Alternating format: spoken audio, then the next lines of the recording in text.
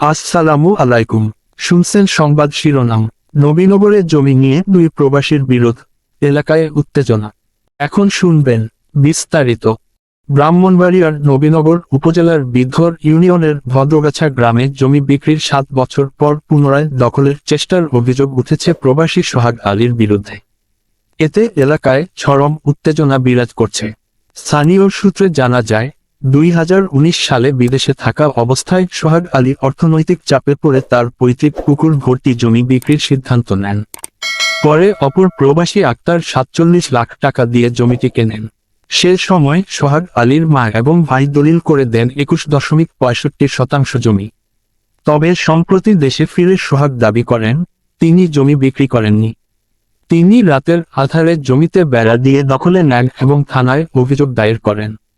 আক্তার জানান, সোহাগ নিজেই জমি বিক্রির আশ্বাস দিয়ে তাকে টাকা পাঠাতে বলেন। স্থানীয় গণ্যমান্য ব্যক্তিরাও আক্তারের পক্ষে সাক্ষ্য দিয়েছেন। গ্রামবাসীরা জানান, বিদ্ধর বটতলী সড়ক প্রশস্ত হওয়ার পর জমিটির মূল্য বেড়ে যাওয়ায় সোহাগ বিরোধ সৃষ্টি করেছেন।